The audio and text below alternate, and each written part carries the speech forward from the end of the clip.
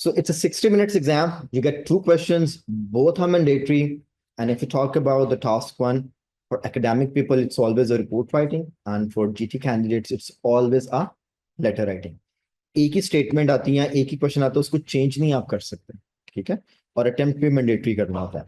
And if you talk about the task two, it's always going to be essay writing. ठीक हो गया? अब ऐसे जितने भी आपको आते हैं आइल्स के पेपर में, इरिस्पेक्टिव आप एकेडमिक कैंडिडेट्स हैं, जीटी कैंडिडेट्स हैं, सेम जॉनर्स हैं, एक ही स्टाइल में सबको ऐसे आते हैं.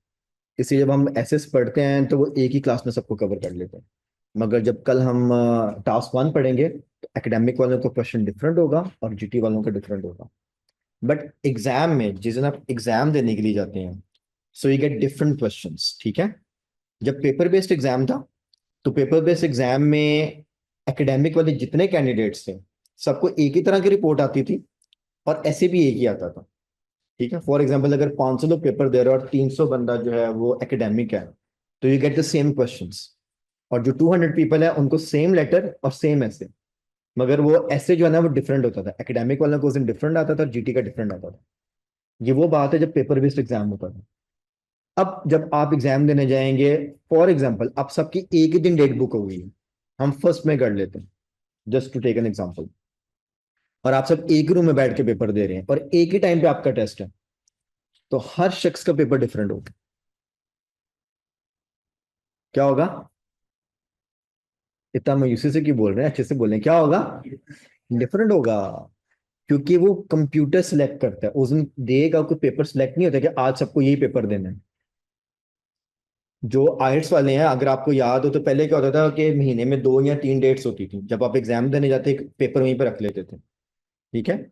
इस तरह क्या होता है कि वो पेपर जो है ना लीक आउट नहीं होता. अब अगर एक शख्स सुबह 9 बजे पेपर दे रहा है वो तो 12 बजे फ्री हो जाएगा, और उसी दिन अगर किसी ने 3 बजे पेपर देना है तो 12 बजे जो निकला है बाहर वो बताएगा नहीं यार पेपर में क्या आया था. हो सकता है, हो सकता है. फिर आप अपने दोस्त की डेट बुक कराएं उससे कि तूने सॉल्व नहीं करना, बस आगे मुझे बताना है कि पेपर में आया क्या था, तेरी 3 घंटे की ड्यूटी यही है. पॉसिबल था ना? इसलिए हर कैंडिडेट का पेपर चेंज होता है. आपको पता ही नहीं कि आप जब जाएंगे आपको सेम पेपर आएगा कि डिफरेंट आएगा. No, it's not about the writing task two only, it's about the entire paper. आपको लिसनिंग जो चल रही है साथ वाले को हो सकता है डिफरेंट चल रही है, आपको जो रीडिंग आई है साथ वाले को डिफरेंट चल रही है, आपको जो ऐसे आया है साथ वाले को डिफरेंट आया हो. तो अब वो जो प्रिडिक्शन वाली बात थी ना वो ऑलमोस्ट जीरो पे आ गई. गुड. हाँ, मगर बात शुरू हुई थी कि ऐसे आएगा लिखने के लिए, that is full and fine. Good. अब हम सिर्फ ऐसे की बात कर लेते हैं. आपका जो प्रॉम्प्ट है वो कुछ इस तरह से आता है, ठीक है? प्रॉम्प्ट कह लें या इसको रूब्रिक कह लें, इसके अंदर you get all the instructions, जिसमें ये एक इंस्ट्रक्शन है, ये भी इंस्ट्रक्शन है और ये भी इंस्ट्रक्शन है. क्वेश्चन आपका यहाँ तो बोल्ड होगा, यहाँ वो मार्जिन के अंदर होगा, ऐसे उन्होंने इसके गिर्द एक मार्जिन लगाया होगा. गुड. क्योंकि 60 मिनट्स का पेपर है, एग्जामिनर आपको खुद सजेस्ट करते हैं यार 40 मिनट स्पेंड करो इस पे. 40 मिनट्स के लिए कि आइडियल टाइम है, मगर इससे कम ज्यादा हो सकता है. पेपर आपने मैनेज करना है, 60 मिनट्स में दोनों क्वेश्चंस करने हैं, चॉइस कोई नहीं, ठीक है? इसलिए 40 मिनट्स में कोशिश करें कि ड्यूरिंग प्रैक्टिस आवर्स आप 40 मिनट्स में लेके आए इसको. उसके बाद ये उसने आपको एक एडवाइस दी है कि पेपर के अंदर आप ये चीजें ऐड कर दें, इस पर भी हम बात करेंगे. और आखिरी बात उन्होंने ये जो दी है इस पे चेक लगा हुआ है, ये इंपॉर्टेंट है. ये एडवाइस नहीं है, इस पे आपके नंबर कट सकते हैं. अगर आपने 250 वर्ड से कम वर्ड्स में आपने ऐसे सबमिट कर दिया, so there is a chance that you will get the deduction. कितने मार्क्स कटेंगे? ऑब्वियसली सिंपल सा फॉर्मूला है. अगर आपके ज्यादा वर्ड्स कम होंगे तो ज्यादा नंबर डिडक्शन होगी, अगर आपके कम होंगे लाइक 250 के करीब करीब होंगे तो फिर कम डिडक्शन होगी. एडवाइस इज दिस कि कोशिश क्या करें कि प्लस करें. कितना? ऐसा कोई रेंज नहीं है, मगर हम रफली एक 50 वर्ड्स का आपको कहते हैं कि ऐड कर दें इसके अंदर. आप कह लें कि 250 और 300 के अंदर अंदर ऐसे को मैनेज करें. 10, 20, 25, 30 डिपेंड करते हैं, कभी कभी 50 वर्ड्स भी आप जा सकते हैं. हाँ, अगर इससे थोड़ा एक्सीड भी कर देंगे तब भी कोई मसला नहीं है. क्यों? क्योंकि आइल्स वालों ने अपर पे कोई लिमिट नहीं सेट की हुई है. बट अगेन हमने टाइम को भी मैनेज करना है, हमने दूसरा क्वेश्चन भी मैनेज करना है. इसलिए अगर आप बहुत ज्यादा भी लिखेंगे तो ऑब्वियसली आपका दूसरा जो क्वेश्चन है वो कॉम्प्रोमाइज हो सकता है. So we have to manage the time. यहां तक ओके? ठीक है। अब मैंने आपको कहा था यार ये सवाल पढ़ लो, और आप लोगों ने सोचा कि गपशप लगाते हैं, तो जिन लोगों ने पढ़ा, क्या लिखा है इसके अंदर? एनीबडी?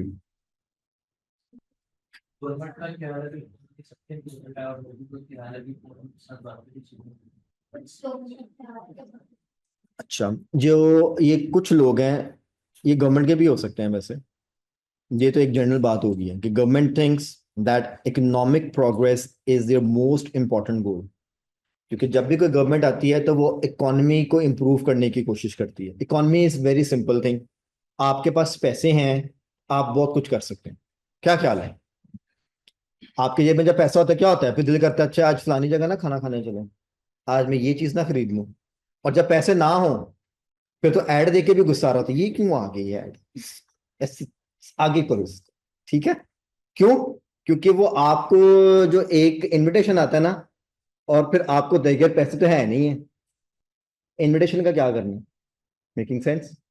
ठीक है। एक ना वाकया याद आ गया, आई डोंट नो रियल है कि क्या है। एक ग्रुप फ्रेंड्स का ग्रुप होता है, वो सारे कहते हैं यार खाना खाने चलते हैं। एक फ्रेंड ना उसमें से मना कर देता है, वो कहते हैं यार मैंने नहीं जाना खाना खाने। तो वो कहते अच्छा कोई बात नहीं। तो बाकी लोग कहते हैं चलो यार हम चलते हैं फिर। तो अब वो उससे पूछते हैं तुमने क्यों नहीं खाना खाने जाना है? कहते हैं यार मेरे पास ना एक्चुअली पैसे नहीं है, तो बजट मैनेज नहीं हो रहा। खैर वो सब अपने अपने घर चले जाते हैं। वो दिल में सबको बुरा लग रहा होता है। तब कहते हैं कि वो तकरीबन 5 दोस्त होते हैं, तो पांचवा कहता है जी मैंने नहीं जाना। तो पहला वाला उसको मैसेज करता है, उससे कहते हैं यार कोई बात नहीं, मैं तो इतना जैस कैश कर रहा हूँ, तो तू आ जा। ठीक है? वो कहते हैं यार ठीक है तेरी मेहरबानी, मैं उसको पैसे भेज देता है। फिर उसको दूसरा फ्रेंड भी मैसेज करता है, वो कहता है मैं पैसे भेज, वो कहता है तू भी भेज दे।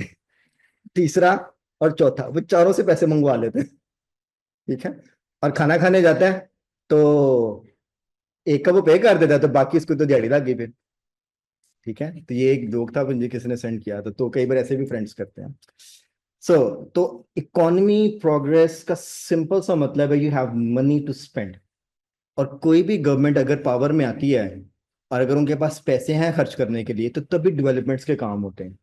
जब डेवलपमेंट के काम होंगे तो ऑटोमेटिकली जॉब क्रिएशन ज्यादा होंगी। आपको मॉनेटरी चीजें ज्यादा नजर आएंगी कि तरक्की हो रही है, ज्यादा projects, like overall plus plus है हर तरफ से। गुड। इसीलिए यहाँ पे एक आइडिया उन्होंने पोस्ट किया है कि गवर्नमेंट्स को लगता है कि economic progress is the most important गोल। जबकि दूसरे एंड पे सम अदर पीपल हैं। ये सम पीपल गवर्नमेंट के अंदर से भी हो सकते हैं, आउट ऑफ गवर्नमेंट भी हो सकते हैं, जो कि ऑपोजिट थिंकिंग आ रहे हैं, however is always on the opposite direction. Think some other types of progress are equally important for a country. Now आप मुझे बताएं कि क्वेश्चन में उन्होंने अदर टाइप्स के अंदर कोई एग्जांपल दी कि इस टाइप की बात करें? नहीं की, यहाँ पे कुछ भी नहीं लिखा हो। Now the question is this, ये अदर टाइप्स ऑफ प्रोग्रेस में आता क्या क्या है? कुछ दो तीन मुझे अगर बता दें तो काम बन जाएगा। जी सर। पैसे चाहिए? ऐसा काम बताएं जिससे पैसे ना होने के बराबर खर्च हो। सोशल क्या? क्या करते हैं?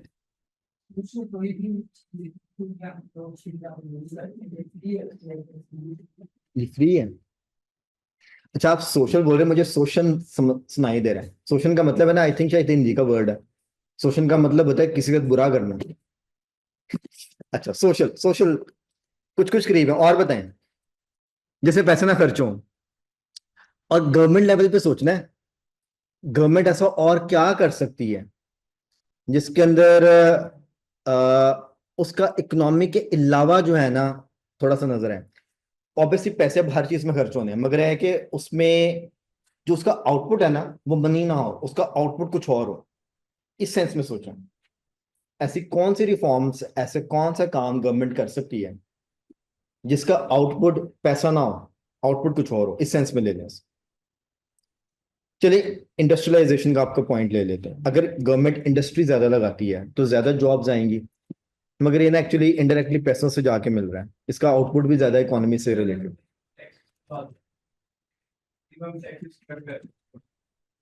ठीक है, हम टैक्स रिलीफ कर पे बात कर सकते हैं, और कुछ टैक्स रिलीफ कर दें, ठीक है। तब इसमें ऑब्वियसली इसका आउटपुट जो है वो इनडायरेक्टली पैसों पे है, मगर बेनिफिट क्या हो रहा है, लोगों पे बर्डन कम हो रहा है। बर्डन कम हो रहा है तो स्ट्रेस कम हो जाएगा। One thing good. और जी, और क्या कर सकती गवर्नमेंट? और थोड़ा बड़ा सोचें अपने लिए। Policies sir.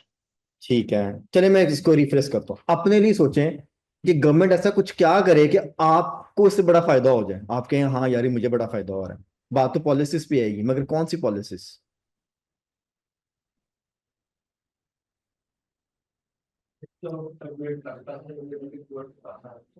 थोड़ा ऊंचा बोले। हम्म। तो गवर्नमेंट से के पैसे बांटो, क्या करेगी गवर्नमेंट? गवर्नमेंट क्या करेगी? वो तो ठीक है। अब जिसके पास पैसा वगैरह, यार ठीक है मैंने कमाया, मैं क्यों दूं, क्यों बांटू? कोई इसको रीजन भी तो देना बांटने का। आप उसे कहते हैं चैरिटी करो, कहता मैंने नहीं करनी है, मैंने इतनी मेहनत से कमाया, मैं अपने पे खर्च करूंगा, मैं क्यों करूँ चैरिटी? मैं फरारी खरीदने जा रहा हूँ।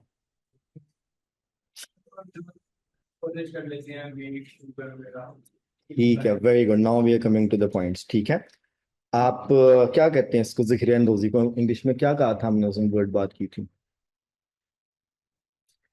ब्लैक करते हैं, हम ब्लैक कर लेते हैं, ठीक है। जो ब्लैक मार्केट का काम करते हैं, ठीक है, इसको हम कम कर सकते हैं। और सोचें, चलिए थोड़ा सेंड देता हूँ। आप जुडिशरी पे आए, जजमेंट्स पे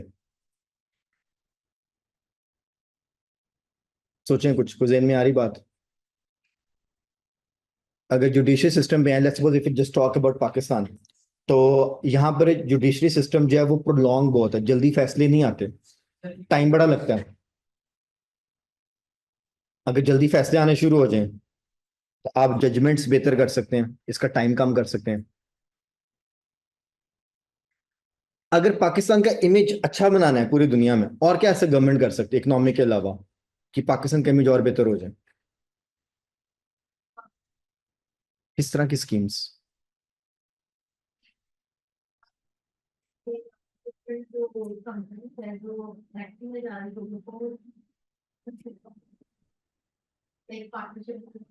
ओके, गवर्नमेंट कंपनीज को सपोर्ट करे, ठीक है। और एजुकेशन सेक्टर, ERNMENT, ठीक है। Government relief for companies. अच्छा, एजुकेशन में क्या कर सकते हैं? पहले गवर्नमेंट स्कूल तो ऑलमोस्ट फ्री है। कितनी फीस है गवर्नमेंट स्कूलों की? मेरा ख्याल है हंड्रेड्स के अंदर है। हजार भी नहीं होगी फीस, ऐसी है। मुझे एग्जैक्ट फिगर नहीं पता, but I think it's not as compare to private schools. तो लोग तो लाखों में फीस चार्ज कर रहे हैं। और क्या गवर्नमेंट बेहतर करे कि इसका इमेज और बेहतर हो? एजुकेशन में और बात करें, ऑलरेडी फ्री है, और क्या करें? क्वालिटी, आप इस पे ये पॉइंट आया, क्वालिटी ऑफ एजुकेशन को इम्प्रूव, इसके आप सब बुलेट्स बनाते हैं, क्वालिटी को इम्प्रूव। क्वालिटी कैसे इम्प्रूव होती है?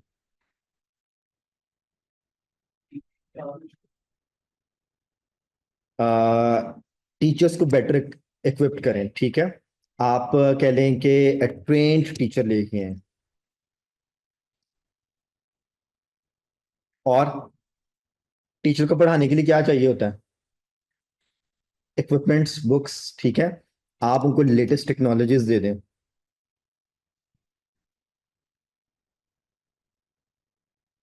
ठीक है। आप क्या कर रहे हैं, अब आप एजुकेशन को और इम्प्रूव कर रहे हैं, ठीक है। आप एक तो ये शो करेंगे कि जी एक तो हम फ्री दे रहे हैं, और हमारी क्वालिटी ऑफ एजुकेशन बहुत अच्छी है, एंड सो ऑन, ठीक है। इससे क्या होगा कि इससे जो आउटपुट है वो पैसा नहीं है, इससे आउटपुट है कि आपकी जो लिटरेसी रेट है वो ऊपर जा रहा है। इससे एक कंट्री का इमेज ज्यादा बेहतर हो रहा है, गुड। इस पे अगर आप बात करेंगे तो फिर ये क्वेश्चन की सेंस बननी शुरू होगी, ये अदर टाइप्स पे बात कर रहा है। एक आपने सही निकाला है। अब एजुकेशन से और आ जाए, हेल्थ केयर, ठीक है। अब ये हमने सही पॉइंट्स निकाले, इनको उड़ा देते हैं हम। इस पे बात करना जरा ज्यादा आसान है। हेल्थ केयर को कैसे इंप्रूव कर सकते हैं?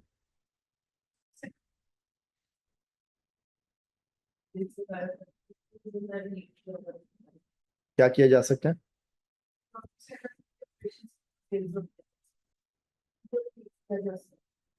ओके, किस तरह से? मैं लिखता हूँ साथ साथ।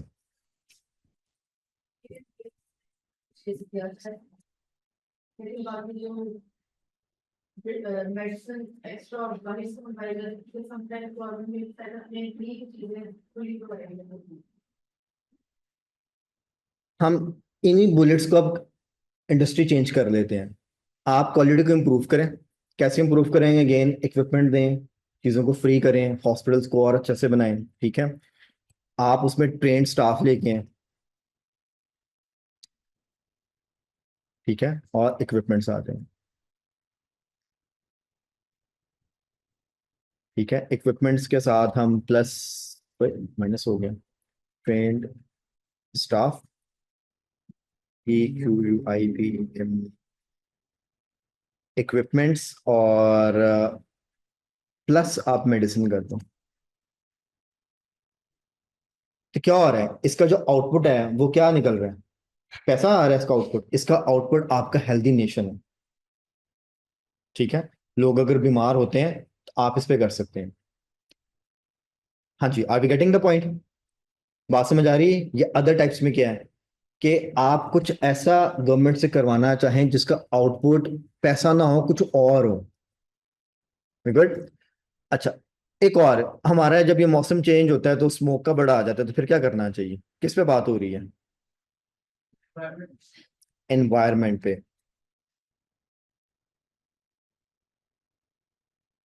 अगर हम ग्लोबल वार्मिंग की बात करें तो किस पे बात हो रही है? उसका जो आउटपुट है वो क्या निकलेगा? उसका आउटपुट निकलेगा कि एक हेल्दी नेशन, एक हेल्दी इन्वायरमेंट, ना कि उसका आउटपुट पैसा निकलेगा। Making sense?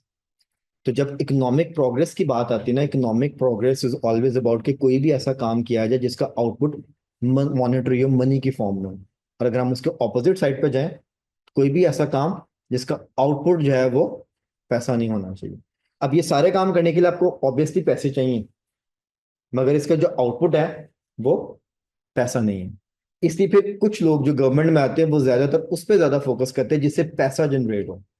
सारा ध्यान उस तरफ चला जाता है, दूसरी चीजें जो ऑटोमेटिकली नीचे आती हैं, जबकि वो भी उतनी ही इंपॉर्टेंट होती है।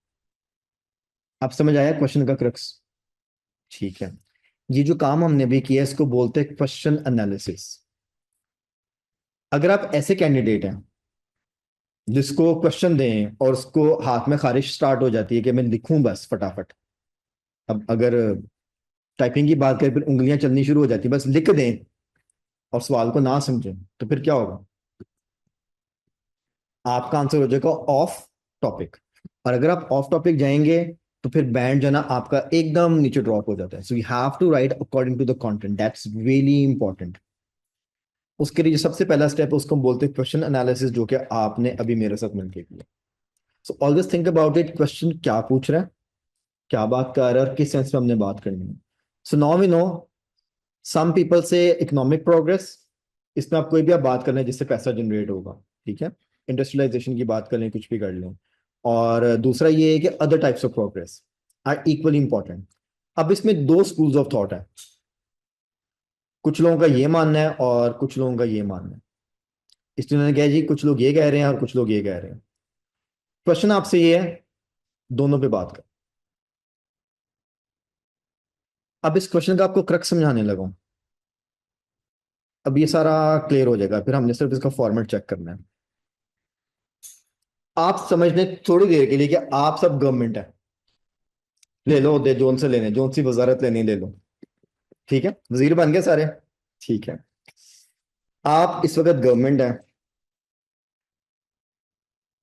और गवर्नमेंट से अगर सवाल पूछा जाता है यार आप क्यों इकोनॉमिक प्रोग्रेस पे इतना बात करते हो और क्या सारा फोकस इधर क्यों लगाया हुआ है, अब आपने अगर अपने आप को जस्टिफाई करना है कि यार हम सही कर रहे हैं, तो क्या करेंगे? क्या एक्सप्लेनेशन देंगे आप, या किस तरह से देंगे? टाइप मुझे बतानी है, आंसर नहीं पूछ रहा। किस तरह की बातें आप करेंगे कि आप दूसरों को कन्विंस कर सके यार हम सही कर रहे हैं?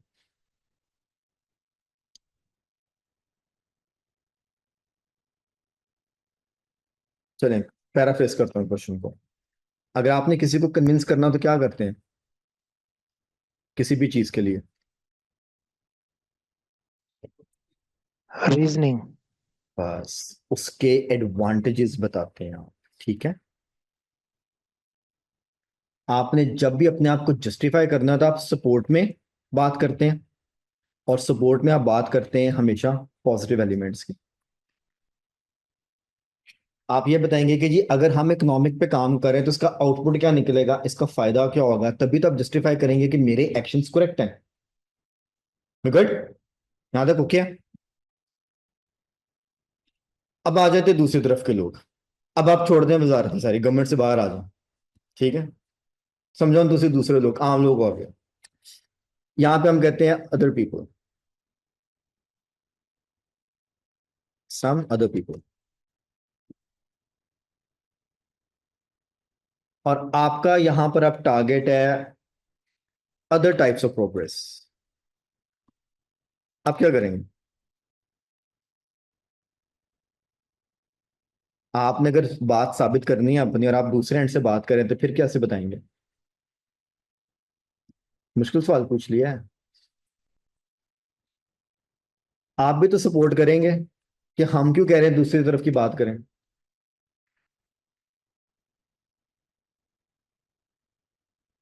इस ऐसे में आपने जब भी दोनों पॉइंट ऑफ व्यू की बात करनी है, तो अगर आप गवर्नमेंट के पॉइंट ऑफ व्यू की बात करेंगे तो आप कह लें कि आप गवर्नमेंट की नुमाइंदगी कर रहे हैं, इस पर गवर्नमेंट के बिहाफ पे बात कर रहे हैं।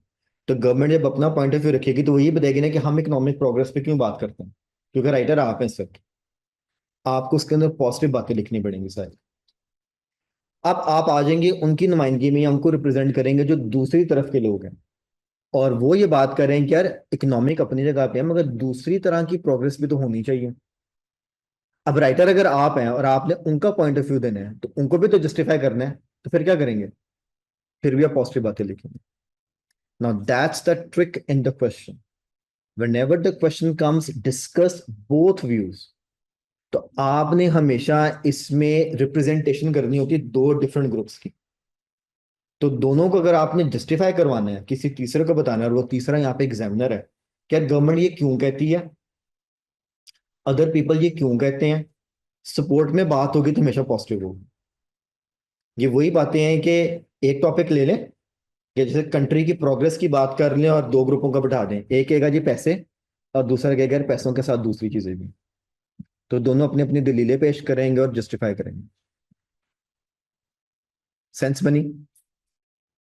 whenever the question comes, discuss both views. It's always about writing the positive aspects of both the point of views. Now that's the criteria. ये इस पूरे क्वेश्चन का क्रक्स है। उम्मीद है समझ आ गई होगी। चेहरे तो बड़े उदास से बनाए हुए, जैसे पता नहीं मैंने क्या सुना दिया आप लोगों को। बहरहाल कोई बात नहीं, जैसे मर्जी चेहरे बनाए, मैंने तो सुनाते जाना है। अब इसका आंसर देख लेते हैं। ठीक है, आंसर की मैं फॉर्मेट पे बात करूंगा आफ्टर 5 मिनट्स। आपको मैं इसका आंसर दूंगा पढ़ने के लिए, फिर देखेंगे इसमें क्या लिखा हुआ है, किस सेंस में लिखा हुआ है। Then it will make more clear picture for you. Good. Online friends, answer already group में शेयर्ड है, आप वहां से पढ़ सकते हैं। और जो यहाँ बैठे मेरे स्टूडेंट्स, आपको मैं हैंडआउट्स दे देता हूँ। सबसे पहले मैं इसकी स्ट्रक्चर की बात करूंगा और फिर हम पैराग्राफ्स के अंदर जंप इन कर जाएंगे। जब भी अपने आइल्स का ऐसे राइट करना है, the main requirement is how many paragraphs and कितने वर्ड्स और ऑल दैट।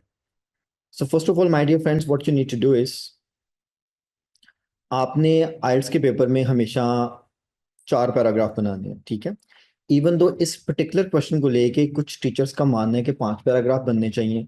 मीन्स के उसमें लिखा है discuss both views and give your opinion. तो योर ओपिनियन एक अलग पैराग्राफ होना चाहिए। मैं इस बात से किसी हद तक कॉन्ट्राडिक्ट हूँ, क्यों, मैं आपको भी एक्सप्लेन कर रहा हूँ। क्योंकि 4 पैराग्राफ्स में होता क्या, इसका रूल बड़ा सिंपल है। The first paragraph is the introduction and the last paragraph is the conclusion. As per the IELTS parameter, अगर आप इसके बैंड डिस्क्रिप्टर्स पे जाएं तो उन्होंने बड़ा क्लियरली लिखा हुआ है कि जब आप इंट्रोडक्शन करें तो आपने एक पोजीशन लेनी होती है। You have to be very clear about the position you take. और जब आप कंक्लूजन लिखें तो कंक्लूजन में अपनी पोजीशन को बिल्कुल क्लियरली डिफाइन करें कि आप किस साइड पे हैं, क्योंकि बार बार आइल्स में आपको ओपिनियन ऐसे जाते हैं। एक है, आप कहते हैं यार इकोनॉमिक प्रोग्रेस भी ठीक है, मगर दूसरे काम भी होने चाहिए। ओपिनियन आ गई। अगर मैं ये स्टेटमेंट देता हूं तो आप मुझे बताएं कि इस स्टेटमेंट से क्या आपको पता लग रहा है कि मैं किस साइड पे हूं। मैं कह रहा हूं कि इकोनॉमिक प्रोग्रेस भी जरूरी है मगर दूसरी भी होनी चाहिए। मैं किस साइड पे हूँ? पार्शल। Very good. कितना पार्शल? मगर मैंने तो इक्वली का वर्ड ही नहीं बोला। अगर मैं ये कहूं कि इकोनॉमिक प्रोग्रेस भी बहुत जरूरी है मगर दूसरी प्रोग्रेस भी होनी चाहिए, अब मुझे बताएं अब इस बात का क्या मतलब होगा? मैं किस तरफ ज्यादा हूं? इकोनॉमिक की तरफ। It means even without writing the percentage, you can judge from my statement that I am more towards the economic progress. Now, that is what is the examiner wants in the concluding paragraph. You use the words clearly to indicate which side you are. Now, if you're tilted towards one side more, then you have to use these kinds of words. For example, you can say, I believe economic progress is the backbone of the country, but government should also concentrate on other types of progresses. Now, that's clearly indicating that I am more on the economic side and less on the other sides. Now, if I have to give an opinion which is exactly 50-50, मैंने आधी आधी बात करनी है, फिर equal का word use कर। आप लिख सकते हैं कि I am equally divided on these 2 points of views, where economic progress should be made, but as well as the other progress should be handled side by side. आप examiner को जितना clearly बताएंगे उतना क्लियर हो जाएगा। अब question ये है कि discuss both views and give your opinion. और जब आयल्स वालों ने कहा यार इंट्रो के पैराग्राफ में ओपिनियन दें, स्टेट करें आप किधर हैं। और अगर आप शुरू में कह रहे हैं कि जी मैं दोनों पे बात करूंगा अभी, तो एंड पे आके तो उसको क्लियर करें ना, आप क्या बात करना चाह रहे हैं या आप किस तरफ हैं। So the opinion portion is already added in intro and conclusion. So that's why it's my personal like analysis on this one कि इसमें एक एक्स्ट्रा पैराग्राफ लिखने की जरूरत नहीं। 4 P's are more than making sense। बात समझ आ रही है? तो वो जो एक पांचवा पैराग्राफ है ना वो नहीं लिखना आपने। ठीक है, 4 paragraph is good to go. अब आपको मैंने इनडायरेक्टली ये भी बता दिया कि इंट्रो में क्या रिक्वायरमेंट है और इसमें क्या है। और जो दरमियान के पैराग्राफ है इसको हम आमतौर पे बोलते हैं बॉडी ऑफ द एसे। इसको हम नेम दे देते हैं main paragraph 1 and main paragraph 2। इसको मैं MP1 कर देता हूं और इसको मैं MP2 कर देता हूं। So that's why my dear friends always it's preferable to go with 4 paragraphs in IELTS writing, even though if you are getting a discuss both views question. Okay हो गया? ठीक है। अब आपने आपको भी मैंने टाइम दिया था, मैंने कहा था पढ़ लें इसको। मुझे ये बताइए जो 2 पैराग्राफ्स हैं इन दोनों में क्या पॉजिटिव बात हो रही है? इसमें इकोनॉमिक को अगर टारगेट करते हैं तो उसकी पॉजिटिव बात है कि इकोनॉमी स्ट्रॉन्ग करने से क्या क्या होगा।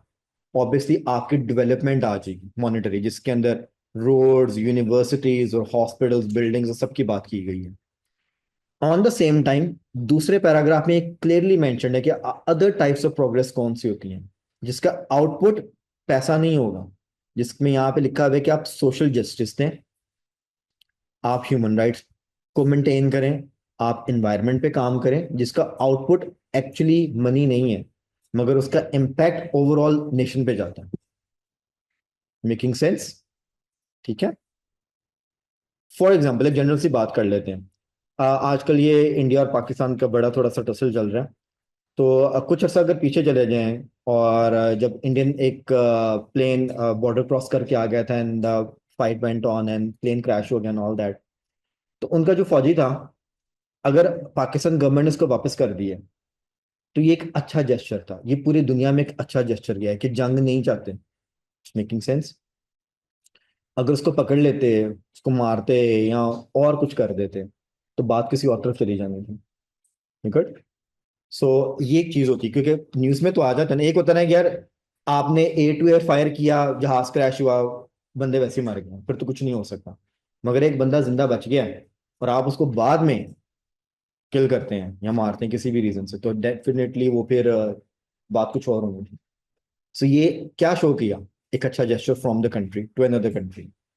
तो इट मीन्स के one country wants peace. Making sense? इसका आउटपुट कोई पैसा तो नहीं निकला।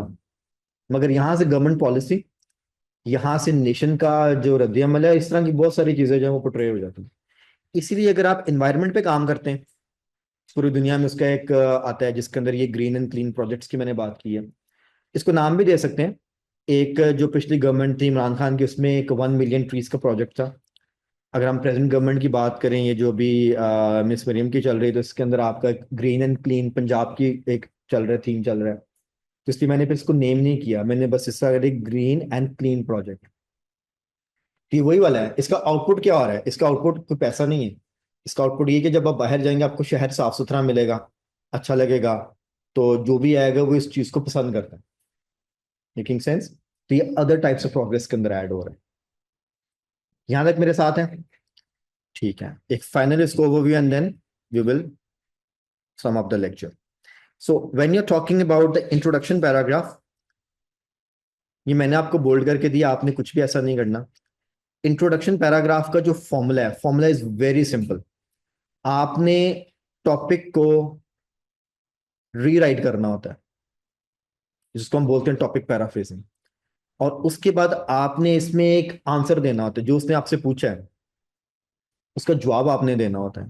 तो ये जो आपकी स्टेटमेंट बोल्ड में है, ये आपकी थीसिस स्टेटमेंट है, और ये जो नॉर्मल फॉन्ट के अंदर है, ये आपकी पैराफ्रेजिंग है। ये दोनों काम आपने करने हैं आइल्स के ऐसे में। अभी आइल्स की रिक्वायरमेंट है टिपिकल। जब भी टॉपिक स्टार्ट करने, नो जनरल स्टेटमेंट, इकोनॉमिक की कोई डेफिनेशन नहीं देनी है, कोई गवर्नमेंट्स की डेफिनेशन नहीं देनी, स्ट्रेट अवे टॉपिक से स्टार्ट कर देना। और जो उन्होंने पूछा उसका स्ट्रेट अवे एक आंसर देना है। और आंसर जब भी देना है, उसके अंदर कोशिश करना है कि आपने पर्सनल ओपिनियन ऐड करनी है, क्योंकि ये क्वेश्चन की रिक्वायरमेंट है। वो आपसे खुद कह रहे हैं कि अपनी ओपिनियन दें, so you have to add your opinion. तो आप क्योंकि ऐसे लिख रहे हैं, तो इट्स बेटर आप अपनी ओपिनियन दें। गुड। अपनी ओपिनियन आप ऐड करते थे कि क्या है। अब इसके अंदर ऑलरेडी लिखा हुआ है कि while economic development plays a crucial role in a country's prosperity, writer इसको एग्री कर रहे हैं। I firmly believe that a well-rounded approach incorporating multiple dimensions of progress is essential for sustainable national success. आप यहाँ पे जो multiple dimension है, जो मैंने नीचे लिखा, वो यहाँ पे आप बुलेट्स पे डाल सकते हैं, जैसे इन्वायरमेंट, सोशल जस्टिस और ह्यूमन राइट्स। वो तीनों वर्ड्स यहाँ पे भी डाल दे तो चल जाएगा, वो मल्टीपल डायमेंशन की बात हो रही है। सो इंट्रो, देन इसमें अब आप चाहे गवर्नमेंट की पहले बात कर लें, अपनी बात कर ले, तो कोई फर्क नहीं पड़ता। एक पैराग्राफ जाना था कि गवर्नमेंट क्यों इकोनॉमिक ग्रोथ के ऊपर बात करती है। कनेक्टर्स इसलिए जरूरी हैं, रीडर को आसानी हो जाती है कि पहले क्या बात हो रही है। अब पैराग्राफ लिखने का फॉर्मूला है, ठीक है। Formula is again very simple. आपने आइडिया देना है, आपने आइडिया को एक्सप्लेन करना है, और आपने साथ एक एग्जांपल ऐड करनी है। अगर आप ये तीनों काम कर देते, आपका पैराग्राफ ओके है। अब एक पैराग्राफ में जितने बुलेट्स डालेंगे, ये फॉर्मूला रिपीट हो जाएगा। अब आपके यहाँ पे क्योंकि लिखा हुआ है फर्स्टली, आपका पहला आइडिया आ गया, उसकी फर्दर एक्सप्लेनेशन चल रही है, और उसके साथ ही उसकी एक एग्जांपल आई हुई है। ये यहां तक आपका पहला बुलेट कवर है, जिसके अंदर idea, explanation, example, formula is there. बस फॉर्मूला एग्जीक्यूट करना होता है। उसके बाद आपका सेकंड आइडिया, ठीक है, इसके अंदर उन्होंने एक्सप्लेनेशन और एग्जांपल को इकट्ठा एक्सप्लेन कर दिया। तो हर पैराग्राफ में मेजर और माइनर पॉइंट्स होते हैं। अगर आपका एक पॉइंट मेजर है, उसको ज्यादा जगह दे दें। दूसरा पॉइंट सिर्फ बुलेट नहीं लिख के आना, उसको थोड़ी सी जगह आपने जरूर देनी, मीन्स उसकी एक्सप्लेनेशन और एग्जांपल जरूर देनी है। तो यहाँ पे दूसरे में उन्होंने यूनाइटेड स्टेट्स को एक्सप्लेन कर दिया, और उसका आगे जो इन्फ्लुएंस है वो दिया होगा, अगेन इकोनॉमिक, ठीक है। अब आप देखें ना, ऑल अराउंड द वर्ल्ड अगर इंटरनेशनल ट्रांजैक्शंस होती तो डॉलर्स में होती हैं। क्यों? क्योंकि इस वक्त अमेरिका की इकोनॉमी जो है सबसे स्ट्रांग है, वो लीड कर रहे हैं इकोनॉमी को। इकोनॉमी की बेस पे फॉरेन एक्सचेंज जितना होता है यूएस डॉलर्स के अंदर होता है। आपने कुछ भी करना, ठीक है, पहले वो यूएस डॉलर में कन्वर्ट होता है, फिर आगे जाके उस कंट्री के करेंसी में चेंज होता है। इससे क्या होता है, इकोनॉमी का बेनिफिट आ रहा है, तो डॉलर की जो है ना स्ट्रेंथ ऊपर जा रही है। सो यहाँ पे उसको एक्सप्लेन किया हुआ। अगर आप दूसरे पैराग्राफ में हैं, तो सेम फॉर्मूला एग्जीक्यूटेड है। इसके अंदर पहला बुलेट आपका, ये आपके पहले पॉइंट्स हैं, द वे नेशन प्रोग्रेसेस, ठीक है। उसके अंदर साथ उसकी एग्जांपल आई हुई है, और उसकी सेकंड बुलेट है well rounded measurement like peace, ठीक है। ये सोशल जस्टिस और ह्यूमन राइट्स ऑलमोस्ट मिलते जुलते पॉइंट्स हैं, इन दोनों को यहाँ पे इकट्ठा ही लिखा हुआ है। यहां से आपका दूसरा बुलेट स्टार्ट हो रहा है, इज एनदर, ये आपका कनेक्टर लगा हुआ है, इज एनदर क्रूशियल डायमेंशन। सो कह लें कि इसकी आइडिया और नीचे एक्सप्लेनेशन और एग्जाम्पल, ये आपको मिल जाएगी, जिसके अंदर एग्जाम्पल पाकिस्तान की है और एक्सप्लेनेशन है, और ऊपर वाले बुलेट में आपका आइडिया और एक्सप्लेनेशन और एग्जाम्पल यहाँ पे वन वर्ड की है। सीखने की बात यह है, कई बार एग्जाम्पल्स एक्सप्लेनेशन में आती, जैसे ये यूएस की एग्जाम्पल भी है यहाँ पे, और कई बार एग्जाम्पल सिर्फ वन वर्ड में भी आ जाती है। सो ये दोनों वेज जो हैं आइल्स के पेपर में एक्सेप्टेबल हैं। आप कभी एक्सप्लेनेशन लंबी कर देते एग्जाम्पल वन वर्ड में, और कभी एक्सप्लेनेशन के साथ ही एग्जाम्पल को मर्ज करके बात कर देते। आपका जो मेन पैराग्राफ है उसको फॉर्मूला याद रखना आपने, आइडिया एक्सप्लेन एग्जाम्पल, जितने आइडियाज देंगे उसको इलेबोरेट करना, दैट्स द क्राइटेरिया। फाइनल बात, आपका कंक्लूजन। अगेन कंक्लूजन में आपने बेसिकली क्रक्स लिखना होता है, क्रक्स का सिंपल सा मतलब है रिजल्ट लिखना होता है। आपने जो भी डिस्कशन किया उसका रिजल्ट लिखें, प्लस इसके अंदर क्लियर ओपिनियन ऐड करें। आप क्या कहना चाह रहे हैं? I believe a genuinely prosperous country must prioritize social equity, environmental sustainability, governance, and economic prosperity to ensure long term stability and a higher quality of life। ठीक है, तो यहां पर जो राइटर है वो दोनों को ही बराबर लेके चल रहा है। ये वो तो उसने बराबर का वर्ड नहीं लिखा, मगर उसने सबको एक लाइन में डाल दिया है कि सारे प्रायोरिटाइज करें आप। और अगर आप इंट्रो के स्टेटमेंट पढ़े, वहां पर भी उसने पार्शली किया। वो कह रहा है कि राइटर जो है वो दोनों साइड्स पे है, कि ऐसा नहीं कि इकोनॉमी अच्छी नहीं है या ऐसा नहीं अदर प्रोग्रेस अच्छी नहीं, वो कह रहा है कि दोनों अच्छी हैं। हाँ, अगर आप इसमें एक इक्वल का वर्ड डाल दे तो जरा और अच्छा हो जाएगा, उसमें एग्जामिनर को पता लग जाएगा कि आप इक्वली डिवाइडेड हैं। हाँ जी, are we good with the formula? ठीक है, फाइनल सम अप। आपने जब भी ऐसे लिखना है, मेक श्योर 4 पैराग्राफ, इंट्रो के अंदर paraphrasing of the question and thesis statement, opinion जिसको हम बोलते हैं। मेन पैराग्राफ में जब आप आएंगे, जो भी आप लिखना चाह रहे हैं आइडिया, उसको एक्सप्लेन और उसको एग्जाम्पल देनी है। फाइनल कंक्लूडिंग पैराग्राफ आपने उसका रिजल्ट लिखना है और क्लियर ओपिनियन देना, और 4 P's आर मोर देन। ठीक है, बाकी इसके अंदर कुछ चीजें रहेगी जैसे वोकैब है और कुछ चीजें, वो फिर हम कल थोड़ा सा स्क्वाड कर लेंगे। अभी गुड? ठीक है।